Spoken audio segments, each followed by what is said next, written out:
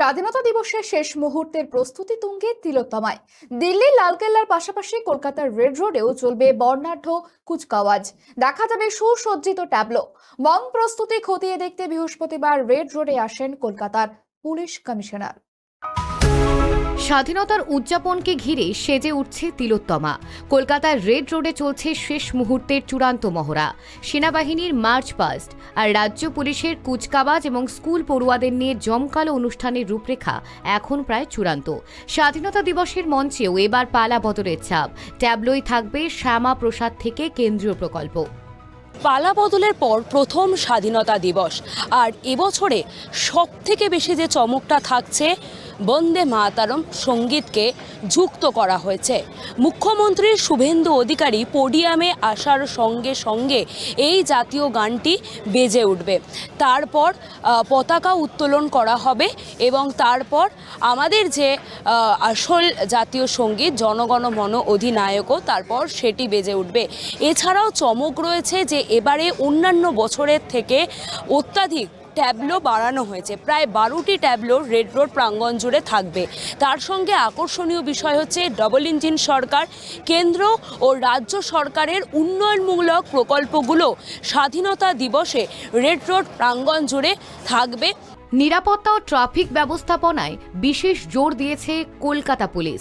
এদিন সকালে সরজমিনে রেড রোডের শেষ দিনের প্যারেড প্রস্তুতি খতিয়ে দেখেন কলকাতার পুলিশ কমিশনার। আর খতিয়ে দেখা হয় সুরক্ষা বলয়, সিসিটিভি নজরদারি এবং ভিআইপি মুভমেন্টের রুট।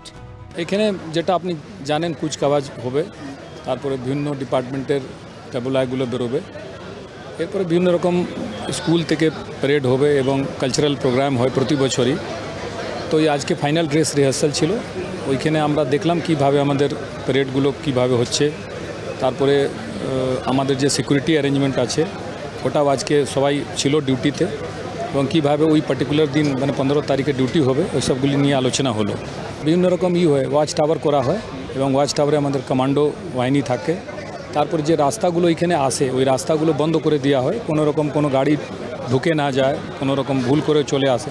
ওইখানেও কিন্তু আর্মড কম্পোনেন্ট থাকে, কোনো একটা বিরাট গ্যাদারিং আছে, তো চারদিকেই আমাদের কিন্তু মানে all Rhodes leading to red road ওটা আমরা কিন্তু দেখি, ফুল সিকিউরিটি অ্যারেঞ্জমেন্ট করি। হ্যাঁ, এছাড়া আপনার টাউনের মধ্যেও সিকিউরিটি থাকে।